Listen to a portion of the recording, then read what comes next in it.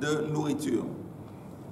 Et la Gemara dit Umay Raya la Daba Yom Kippourim, si je parlais de là-bas, Hava Mina Ocha de Krahu. J'aurais pu penser que quand on parle de Tumat Ochalim, qu'est-ce que c'est écrit pour Ketov? Kola Ochel Asher Lo Ya'achel, la nourriture qu'on ne va pas manger. Et j'aurais pu penser une façon de parler. Il ne faut pas prêter attention à la façon que la Torah s'exprime. Et donc, la Gemara dit que j'ai besoin de Yom Kippour en fin de compte en tant que preuve. On est à la page Pei Hamoud Aleph, à peu près 6 lignes d'en haut de la page, et on parle du fait que normalement, encore une fois, normalement quand on parle de mesure dans le contexte de la nourriture, on parle de kezait. La mesure classique qu'on trouve tout le temps dans le contexte de nourriture, c'est kezait.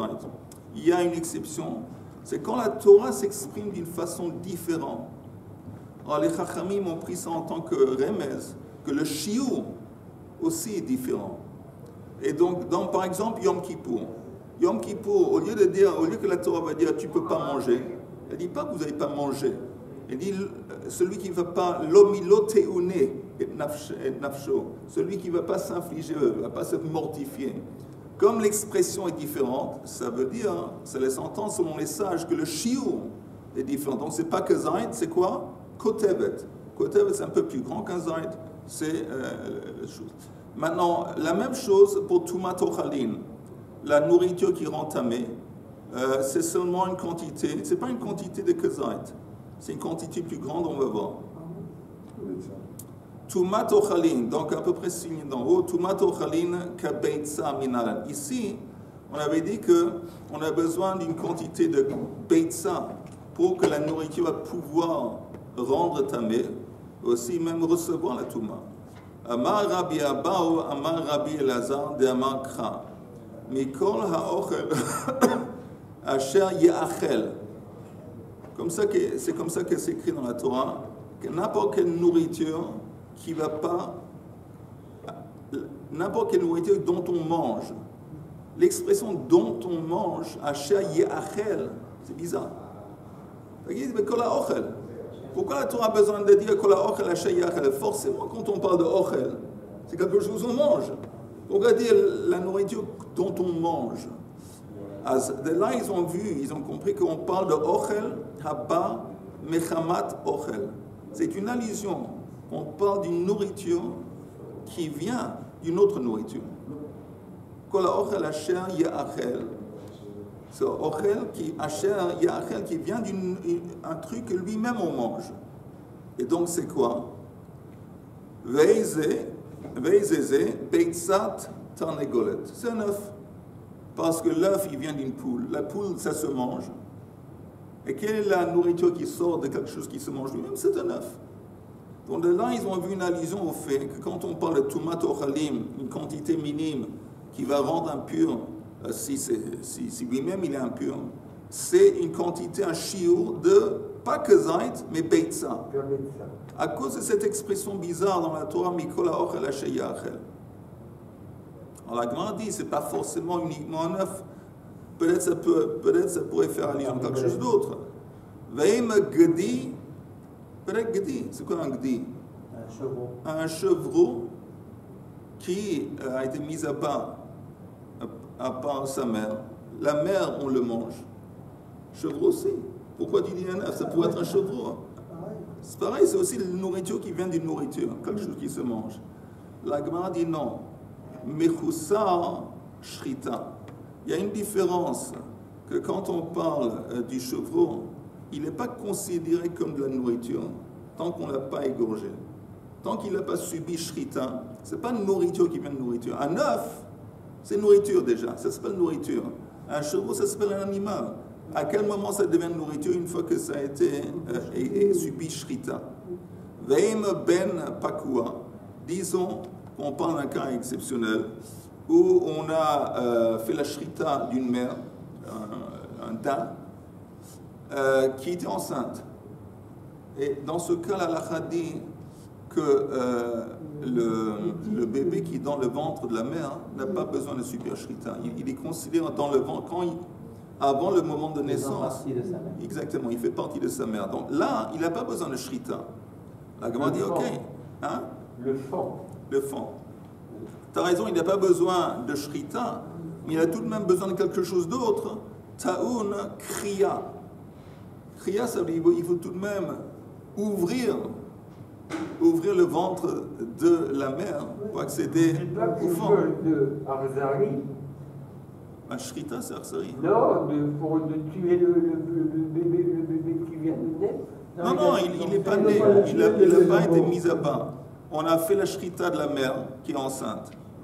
Et on a trouvé dans le ventre de la mère, il y avait le bébé qui est dans le ventre. Et il est mort. Le moment que la mère meurt, c'est une question de temps, il va mourir aussi. Mais à Pi Halakha, on n'a pas besoin de faire shrita, parce qu'il est considéré comme une extension du corps de la mère. Mais il a besoin. Oui, un organe de la mère. Un organe de la mère. Mais il a tout de même besoin de kriya. Kriya, c'est déchirer, ouvrir le ventre de la mère. Donc ça ne marche pas. Je vais vous dire un truc en parenthèse, j'ouvre une parenthèse. Dans la paracha de la Torah, on a parlé, je pense, à 3 reprises sur des choses qui sont liées à ne pas être cruel envers les animaux. À la mère. Il y a Shiloah Haken. Tu ne peux pas prendre les bébés quand la mère est présente, quand la mère est posée sur les œufs ou sur les coussins. L'otarsom shor bedisho, que si le shor est en train de labourer des grains peut-être, dash, pas labourer, il est en train de la douche. Il a en face de lui, devant les yeux, il a des grains. Donc pour lui c'est de la nourriture. La Torah dit, ne l'empêche pas de manger. Parce que pour lui c'est cruel. Il a devant les yeux ça, il est en train de la douche. C'est quoi la douche en français? La douche c'est cultivé. Non, c'est pas cultivé, ça c'est là. Non, la roche. Il est en train de marcher, traîner un truc sur les grains pour briser entre les grains et les tiges. Écoute, sur ça aussi. Et il y a une autre chose, il y a une autre chose qui dit dans la Torah, Lo tinhal shor vechamor yachdav, c'est pas tinhal. Lo tolir shor vechamor yachdav. Vous n'avez pas le droit que quand il y a 2 animaux qui tirent une charrue ou un socle, exactement, vous ne pouvez pas faire en sorte que shor vechamor, un c'est un shor. Oui, parce que c'est injuste pour le chamor, il va être stressé. Il y a un autre truc qui dit aussi que im raita chamor re'acha azov ta'azov imo.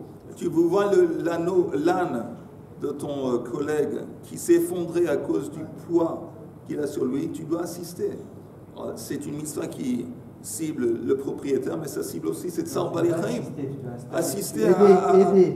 Tu dois aider à faire monter l'âne et enlever. Voilà. Donc la Torah, il est d'accord avec la SPA. Tu dois intervenir.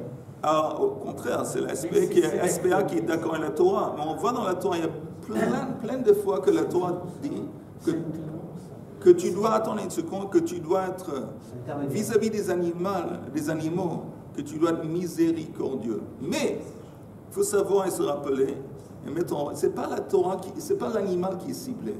Parce que si la Torah vraiment voulait pas qu'on va faire du mal à un animal, elle nous aurait interdit de faire shrita. Mais non, la Torah nous permet de faire shrita. Ce que la Torah veut, c'est développer en nous une sensibilité à la cruauté. Elle ne veut pas que nous, on va être cruels. Et ça, c'est l'idée. Chaque fois que la Torah parle des animaux, ce n'est pas l'animal, la Torah, elle a pitié. Pourquoi la Torah va avoir pitié d'un oiseau, Shiloh Haken, et pas d'une girafe, ou un hippopotame, ou un singe? C'est injuste. Aflaya. Mais non, c'est un exemple, mais pour éveiller en nous l'attribut de miséricorde. Bref, on retourne à la Gemara. Oui. C'est que vous dites que l'animal qui est dans le ventre de la mère, oui. Ça ne s'appelle pas chez un veau de lait, par exemple, un veau de lait qui est un veau qui est dans le ventre de sa mère, on appelle ça veau de lait. En français? Ouais. Ok, merci. De toute façon, ça ne marche pas non plus. On est en train de chercher, encore une fois, quand c'est écrit dans la Torah, dans le contexte, la Touma de la nourriture, Mikola ochel asher yachel. On a dit, c'est quoi cette expression? Apparemment, c'est une expression où on parle de quelque chose, d'une nourriture qui est sortie lui-même de quelque chose d'autre qui est une nourriture. On dit, c'est un œuf. Et on a éliminé le gdi. Et qu'est-ce qu'on... La Gemara propose quelque chose d'autre. Ve'eim beitzat bar yochni. Beitzat bar yochni, apparemment, c'est un énorme oiseau. Un oiseau peut-être légendaire, dont les œufs étaient tellement gros que quand il pondait un œuf, quand il pondait un œuf, la taille de l'œuf pouvait écraser une ville. Bon, c'est un truc, disons, légendaire. Mais qui te dit que c'est un œuf? Peut-être on parle d'un œuf d'un bar yochni. La Gemara dit, ta fasta meroubé. Ou tu sais quoi? Même sans arriver à cet œuf légendaire, même si on parle d'une Autriche, l'œuf d'une Autriche, énormément plus grand. D'une autruche, merci. L'œuf de l'autruche est beaucoup, beaucoup plus grand qu'un œuf normal. Alors, qui te dit que c'est un œuf qui vient d'une poule? Et la Gemara dit, ta fasta meroubé, lo ta fasta mu'at, ta fasta. On a un principe que quand tu as des options, peut-être c'est ça, peut-être c'est ça, peut-être c'est ça, ne va pas à la chose la plus grande. Parce que si tu vas au cas extrême, peut-être tu as tort. Tandis que si tu vas aux choses plus petites, de toute façon, la chose plus petite, il est toujours inclus dans la taille la plus grande. Si tu prends la taille plus grande, et en fin de compte, la mesure voulue, elle est plus petite, il s'avère que tu es vraiment passé à côté de la plaque. Mais si tu vas à quelque chose de plus petit, de toute façon, même si c'était censé être plus grand, mais le petit, il est inclus dans le grand. Donc on a un principe que quand il y a plusieurs options, ne va pas sur le plus grand. Ta fasta meroubé, l'autre ta fasta. Ta fasta moua, ta fasta. Donc si on a un exemple, par exemple, on a une option de prendre un œuf d'une autruche ou un œuf d'une poule, on va aller sur l'œuf de la poule. Veim biata de tzipor, peut-être c'est l'œuf d'un petit oiseau. Des outars, tout va. On dit non, parce que ça va dans l'autre extrémité, c'est trop petit. Donc un œuf normal, c'est un œuf d'une poule. Ok, encore une fois, tout ça pour nous dire comment on sait que quand on parle de la touma de nourriture, une nourriture qui rend ta mère, elle a besoin d'une mesure d'un œuf. Comment on arrive à ça? Normalement, les shiurim sur un kazait, la Torah a changé d'expression. On s'est basé sur ça pour comprendre que la mesure est aussi différente que zait. Rabbi Abba Odidei Amar Mikol Ha'ochel Asher Ya'achel. Il dit, tu sais quoi, à partir de ces mots dont on a parlé, on pourrait comprendre autrement que Ochel Shata Ochlo Bevat Achat. Ochel Asher Ya'achel, une nourriture qui se mange. C'est quoi une nourriture qui se mange? Qu'on peut avaler d'un trait. Quelle est la quantité de nourriture qu'on peut avaler d'un trait? C'est un œuf. Veshiaru chachamim ein beita blia machazik yoter mi beitzat tarnegolet. Que la gorge n'est pas capable d'avaler d'un trait une quantité qui correspond à plus qu'un œuf. Ok. Amar Rabbi Elazar, האוכל חלב בזמן הזה צריך שיכתוב לו שיעור. שמא יבוא בית דין אחר וירבה בשיעורים. Alors c'est écrit, Rabbi Elazar enseigne, que si de nos jours quelqu'un mange du chelev, c'est une graisse interdite. Ok, alors quand il y avait le temple, il a fait ça b'shogeg, il est censé apporter un korban pour les chaper. Alors qu'est-ce qu'il écrit?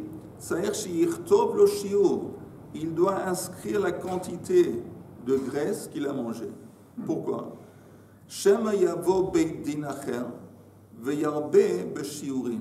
Peut-être plus tard dans le futur, il va y avoir un autre Beit Din qui va changer, qui va faire en sorte que les mesures du shiur vont être plus grandes.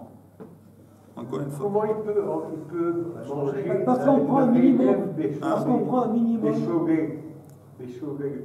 Comment il peut. Ça se voit la graisse. Non, alors, comment c'est shogeg, par exemple? Il a sur la table, il a 2 morceaux de graisse. Un morceau de graisse qui n'est pas chelev. C'est un morceau de graisse qui est normal, qui est caché. Il y a un autre morceau de graisse qui est chaylev. C'est pas n'importe quelle graisse. C'est Comment il peut différencier? Ah, justement, on a du mal à différencier. C'est possible qu'il s'est trompé. Il dit, j'ai mangé ça, je ne sais pas ce que j'ai mangé. Quelqu'un lui dit, tu sais quoi tu as mangé? Alors, quand il l'a mangé, c'était shogeg. Il ne l'a pas su. Mais la Torah dit que si tu manges une graisse interdite, tu dois apporter un korban. Alors, encore une fois, j'écris, on relit Amar Rabbi Elazar ha'ochel chaylev bezman hazeh, quand il n'y a pas de temple, tzarich sheyirtov lo shiur, shema yavo beidin acher veyarbe beshiurin. De peur que plus tard, il va y avoir un autre beidin qui va changer les shiurim. Et donc, il ne sait pas en fin de compte qu'est-ce qui se passe. Regardez peut-être un Rashi.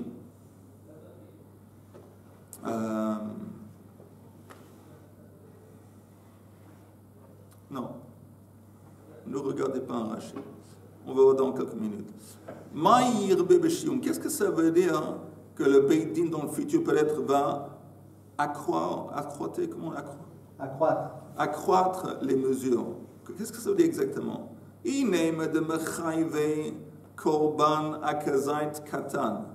Nous, normalement, on sait que à partir du moment qu'on mange un kazait de chaylev, on a transgressé. Peut-être ils vont décider que la mesure d'un kazait, c'est plus petit. Au lieu que ce soit un zait moyen, normal, ils vont décider qu'ils vont de Mahmir, ça va être un Beidin de Bnei Brak, de Chazonish, Shitat Chazonish, et ça va être plus petit. Si c'est plus petit, Shema Yavo Beidin Yarbe Beshion. Inem de Mechayve Korban Kazai Katan. Vehatanya, la Gemara dit non. Ça, c'est pas inconcevable. Pourquoi? Il y a une braïta qui dit Asher lota asena bishkaga v'Hashem.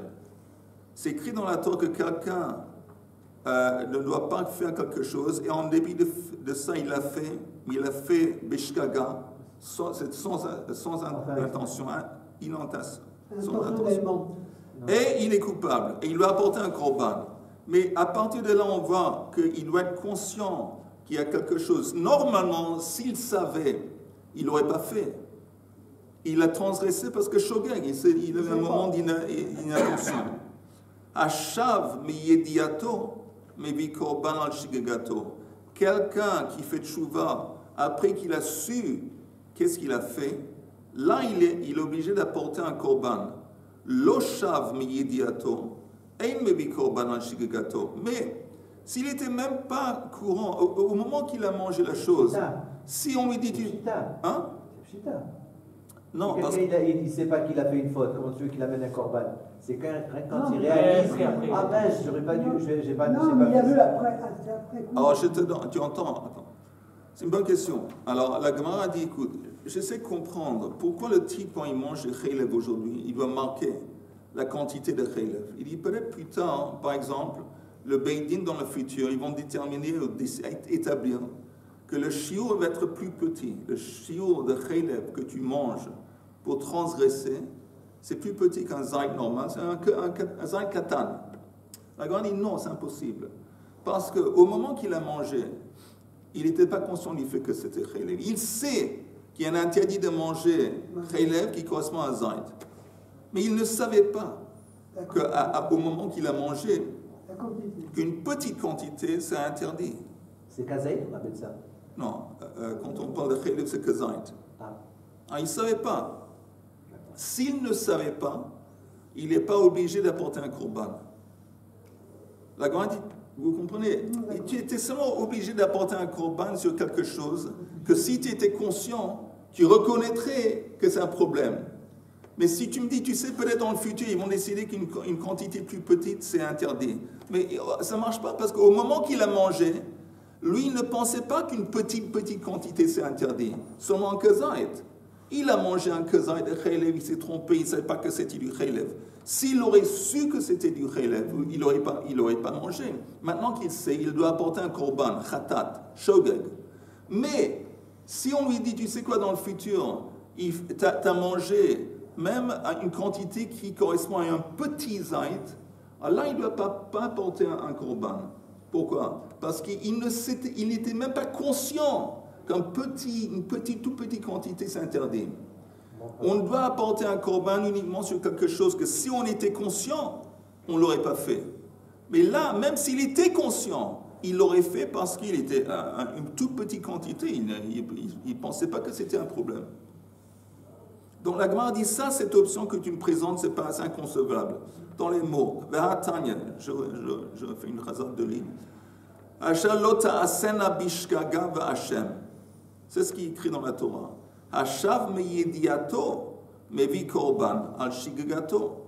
Lo shav meyediato ein mevi korban al shigagato. Ela de lo mechai ve korban ad eka kazan gadol. Peut-être, en fin de compte, ça c'est le truc. Peut-être dans le futur, le Beit Din vont être plus cool. C'est quoi plus cool? Ils vont déterminer que tu transgresses seulement à partir d'un grand zayt. Donc, au lieu que ce soit une olive qui est taille moyenne, c'est une super grande olive. Ça, c'est la quantité. Pourquoi c'est important? Parce que si le temple est reconstruit quelques jours après qu'il a mangé son morceau de chaylev, il apporte un korban khatat. Il attend. Ils ont déterminé maintenant le Beit Din que la mesure de la chose interdite est plus grande que ce que toi tu as mangé. Si c'est comme ça, ils savent que quand lui il apporte un animal, c'est sans obligation, il n'était pas obligé. Donc le statut de l'animal, c'est choulin. Il apporte choulin ba'azara. Ou nedava? Pardon? Non, mais il n'a pas apporté en tant que nedava. Lui, il a apporté en tant que korban khatat, un korban obligatoire, pour quelque chose en fin de compte, c'est non. Tu n'es pas obligé parce que si les sages ont déterminé un nouveau Beit Din au temps du temple que la mesure est plus grande, ils savaient que la mesure que toi tu as mangée, tu n'as pas transgressé Minatora, tu n'es pas obligé d'apporter un korban. Et si tu l'apportes, la nature de l'animal que tu as apporté, c'est un choulin. Et il y a un interdit d'apporter choulin dans la zara, dans le temple. C'est pour ça qu'il faut écrire la taille. Mais le Beit Din, quand il a décidé la nouvelle taille, c'était après qu'il ait mangé ou avant qu'il ait mangé? Après. Après, évidemment. Maintenant, oui, évidemment. Alors, au moment où il a mangé, c'était interdit. Il ne savait pas. Oui. Donc, c'est normal qu'il amène le korban. Non, parce qu'apparemment, ce qui va déterminer, c'est la décision c'est la lacha, au temps du temple. Quand le temple est reconstruit, à nouveau, il y a une obligation d'apporter des korbanot. Ils vont, avant un peu de temps, j'ai transgressé, j'ai mangé. Mais il dit, attends, la lacha aujourd'hui est que c'est seulement une transgression, c'est seulement à partir d'une quantité minime. Et toi, tu n'as pas mangé, il savait que tu n'as pas mangé la quantité dont on parle. Et la Gemara dit, mais en attendant, l'expression elle-même qu'on a utilisée est un peu bizarre. Le maï de salik ada'atei mi'ikara de mechai ve korban akazai katan. Comment tu aurais pu penser que le Beit Din dans le futur, comment aurais pu penser qu'il y a une option qui vont déterminer que le kazai il va être plus petit? Si c'est comme ça que tu as compris, comment tu fais rentrer ça dans les mots? On avait dit Shema Yarbe Beshiurim. C'est écrit Yarbe Beshiurim. Peut-être le Beit Din dans le futur vont accroître, vont faire en sorte qu'il y a plus de Shiurim. Et toi, tu dis peut-être ils vont faire un Shiur plus petit. Comment ça rentre dans les mots? Et on explique Shema Yarbe Bekorbanot Mechamat Shiurim. C'est-à-dire que peut-être, comme le Beit Din dans le futur, on va déterminer que le Shiur minime est plus petit. Ça veut dire qu'ils savaient qu'il y a plus de personnes qui sont obligées d'apporter des korbanot. Shema Yarbe, ce n'est pas Yarbe Beshiurim, Yarbe Bekorbanot, de peur que les gens vont devoir apporter plus d'offrandes à cause du fait que maintenant il y a un Beit Din qui a établi que le shiur minime il est plus petit. Okay. Mais en attendant, il y a un truc bizarre, et la Gemara elle demande Amar Rabbi Yochanan shiurin ve'onshin halacha le Moshe Sinai. Rabbi Yochanan dit, mais écoute, tu me dis que les Beit Din ils vont changer les shiurim, mais les mesures, les shiurim et les punitions, c'est halacha le Moshe Sinai. C'est quoi halacha le Moshe Sinai? Ça a été donné au temps de Sinaï, transmis de génération en génération. Ça ne change pas. Alors d'abord, la Gemara dit, je ne comprends pas ce que tu dis, Onashin Michtav Ktive. Tu me dis, parce que c'est quoi halacha le Moshe Sinai? Ça fait partie de Torah chez Baal Peh. Mais les punitions, ils sont écrits texto dans la Torah. Chayav mita, sreifa, chenek, toutes les punitions, c'est écrit. C'est pas quelque chose d'oral. C'est écrit texto noir sur blanc dans la Torah. Et la harikama, c'est comme ça qu'il faut comprendre l'enseignement de Rabbi Yochanan. Shiurim shel onashin halacha le Moshe Sinai. Les mesures des punitions, c'est halacha le Moshe Sinai. Ok? Donc, ok? Maintenant, en parenthèse. J'ai pas compris. Qu'est-ce que tu n'as pas compris, Chaim? On vient de poser une très bonne question que je voulais poser tout à l'heure. Oui. Que tout ce qu'on parle de quantité, c'est pas possible que ça soit changé avec le temps. Oui. Et là maintenant on dit pourquoi? Parce que c'est écrit dans la Torah dans la Torah orale. Pourquoi? C'est oral, hein? Oral. Halakha le Moshe Sinai. C'est oral. Alors maintenant, on dit que les onashim, ils sont de la Torah orale? Non, tu ne peux pas me dire que les mesures et les punitions, ça fait partie de Halakha le Moshe Sinai. Parce que les punitions, ce n'est pas Torah Be'al Peh, c'est Katuv. Oui, mais c'est déduit de la Torah orale. Non. Les punitions, par exemple, quelqu'un il fait quelque chose, il est Chayav Srifa, il est Chayav Chenek, il est Chayav, tout ça, c'est Torah, le Torah chez Be'al Peh, Torah chez Birtav. Mais la Torah chez BLP, elle utilise les psukim pour mettre exactement quelle punition à quoi. Oui, mais c'est pas marqué noir sur blanc. C'est noir sur blanc, tu as raison. On utilise la Torah chez BLP pour comprendre, mais tout de même, c'est inscrit dans les versets.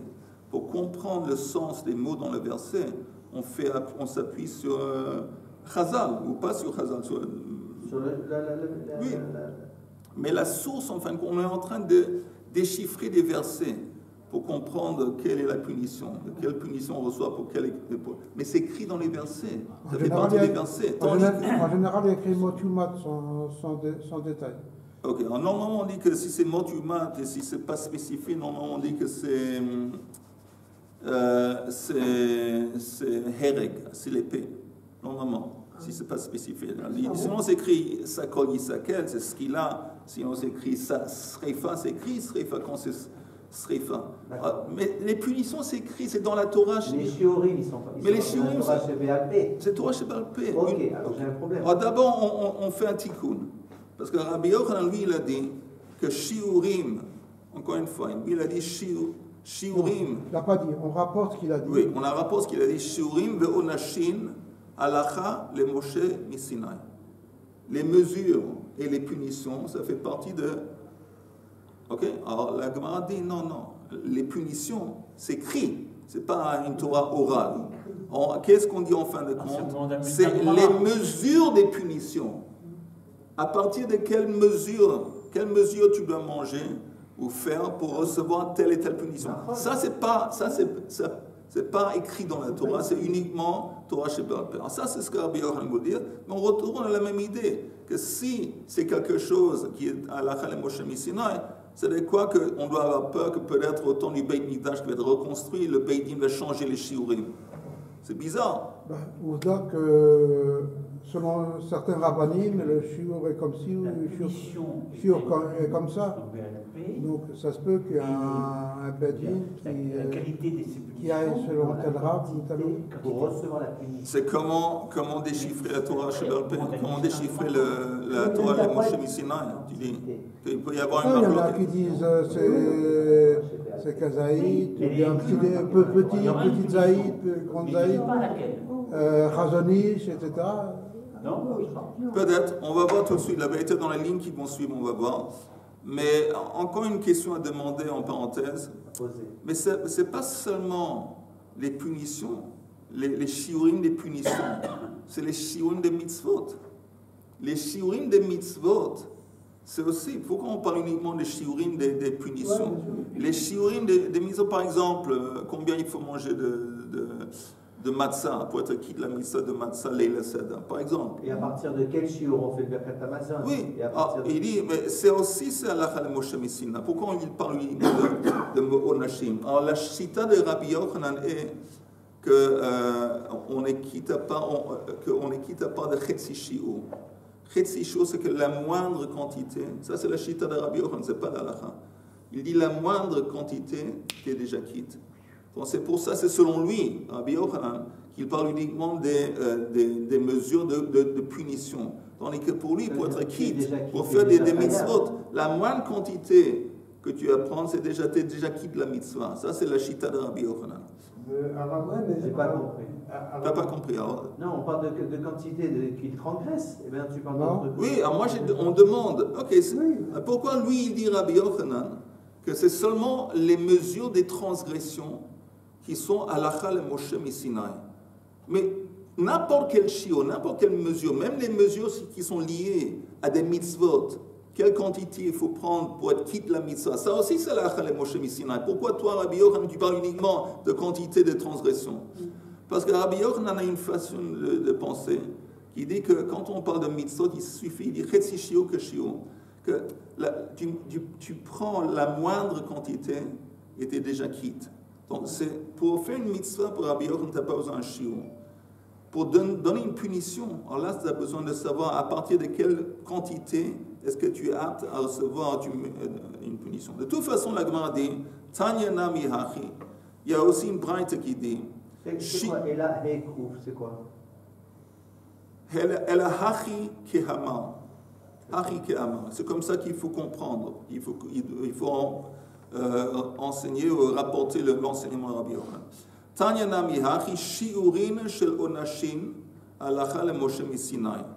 Acheim, il y a d'autres qui disent Beit Dino Shel Ya'avetz Tiknum, que c'est le Beit Din de Ya'avetz, qui était avant longtemps, mais c'est eux qui ont établi les Shiurim. Et la Gemara dit, mais attends, c'est écrit dans la Torah, Eile ha-mitzvot, ceux-là sont les mitzvot. Ça veut dire quoi? Ceux-là sont les mitzvot. She'ein navi rachai lechadesh davar me'ata. C'est-à-dire que ça, c'est les mitzvot que tu vois dans la Torah. À partir de maintenant, il n'y a aucun prophète qui aurait le droit de changer les mitzvot. Eile ha-mitzvot, c'est ça. Ça, c'est les mitzvot. C'est de quoi ça, c'est les mitzvot? Comme c'est maintenant et tu peux pas changer. Encore comment tu me dis qu'il y a le tribunal de Ya'avetz qui s'est occupé d'établir les shiurim? Et la Gemara dit El shachachum vechazru veyastum. Apparemment, il y avait une période, oui, c'est Torah Sheba'al Peh, pardon, c'est Halakha le Moshe Misinaï, les mesures, mais il y avait une période de temps où la tradition a été oubliée, et c'est le Beit Din de Ya'avetz qui a récupéré les choses qui auparavant ont été oubliées. Donc ce n'est pas eux qui ont établi, c'est pas eux qui ont, ils ont simplement récupéré quelque chose qui s'était perdu d'avant.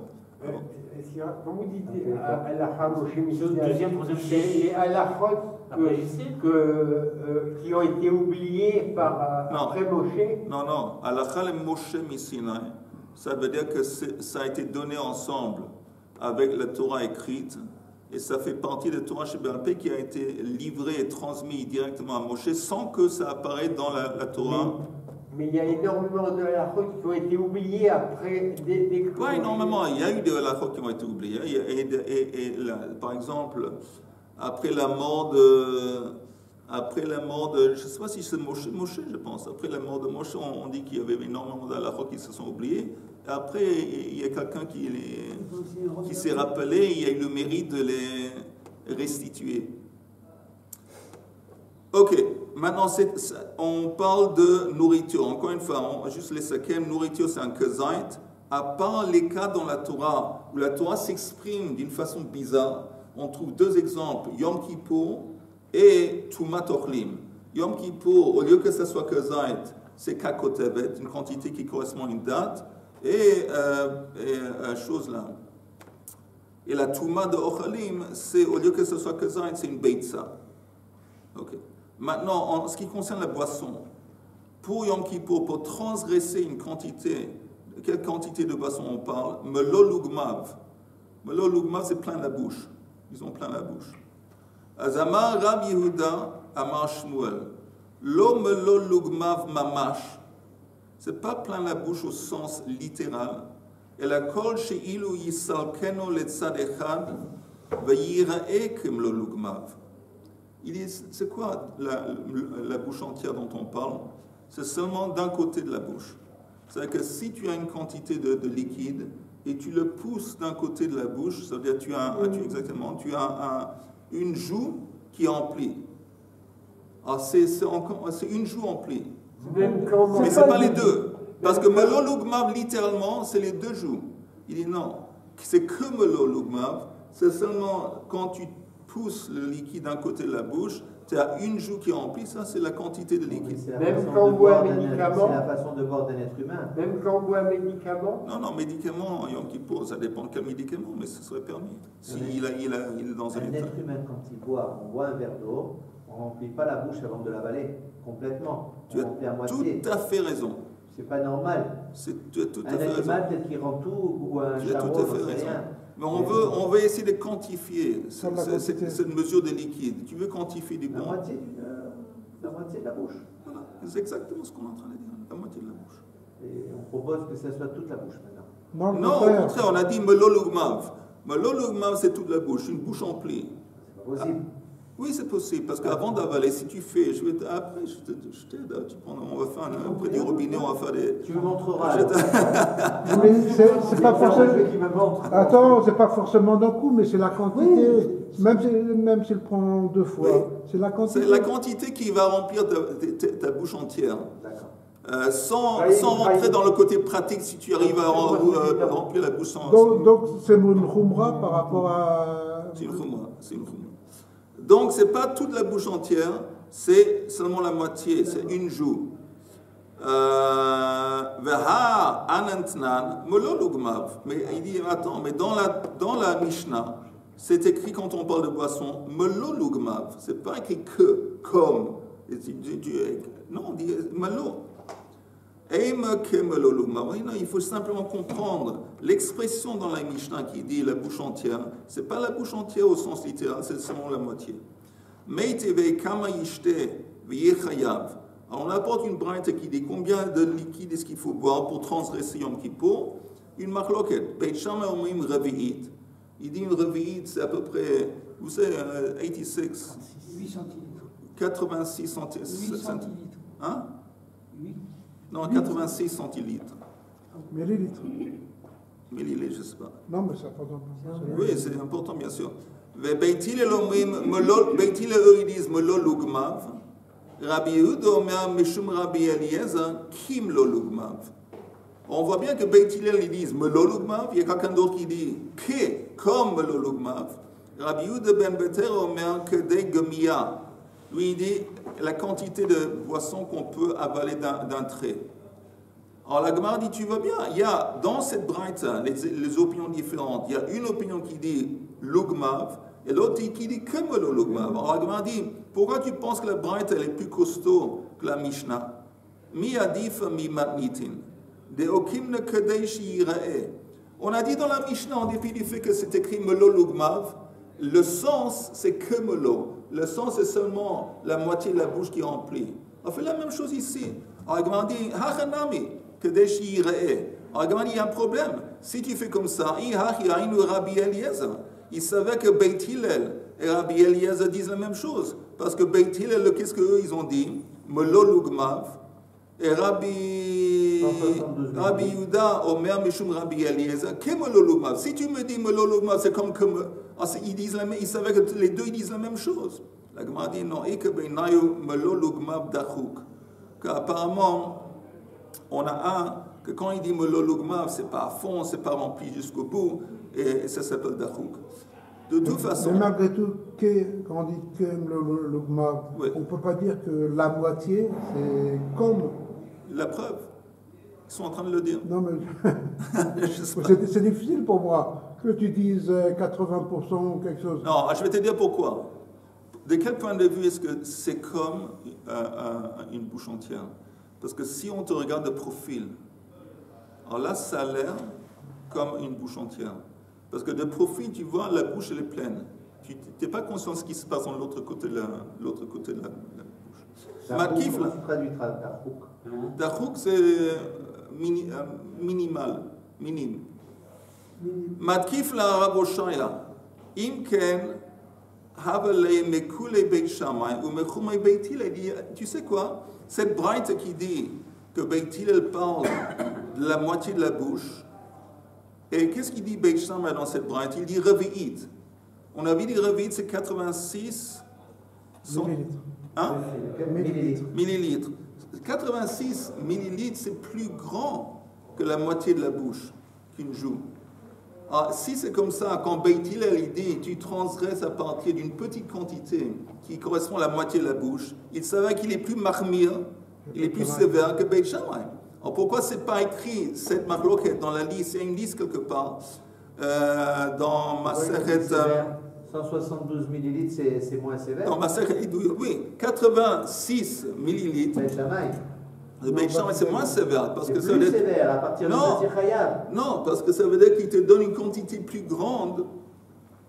À quel moment tu transgresses? Seulement une fois que tu as bu beaucoup. Non. 86 millilitres, c'est censé être plus grand, une quantité plus grande que la quantité qui va remplir une joue.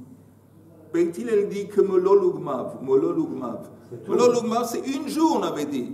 Pas les deux, une joue. C'est moins que 86? C'est moins que 86. Alors si c'est moins que 86, il s'avère que Beit Hillel, il est mahmir, et Beit Shammai, il est mekel. Alors pourquoi, si c'est comme ça, c'est pas inclus dans la liste quelque part dans la grammaire des choses? Et la grammaire explique, Amalei, on tourne la page et là on finit, Amalei ki itchil be'og melech habashan itchil. De Havelei Beit Shammai le Khumra. Il dit non, parce que tu n'as pas compris. Quand on parle d'une bouche, une joue de qui? C'est la joue de Og Melech HaBashan. Ah bon? Oui.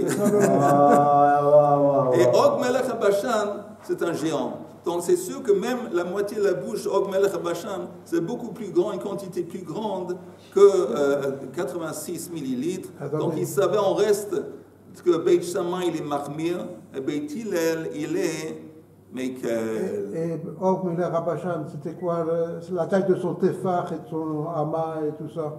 On peut faire aussi des trucs comme ouais, alors ce moment tu prends. Alors peut-être, je veux dire, quand on dit Og Melech HaBashan, peut-être ça ne veut pas dire historiquement, littéralement Og Melech HaBashan. Ça veut dire un type qui est vraiment énorme. Oui, mais un type qui est énorme. Si tu prends un type qui est énorme, pareil, et tu prends la moitié de ça, tu prends la moitié.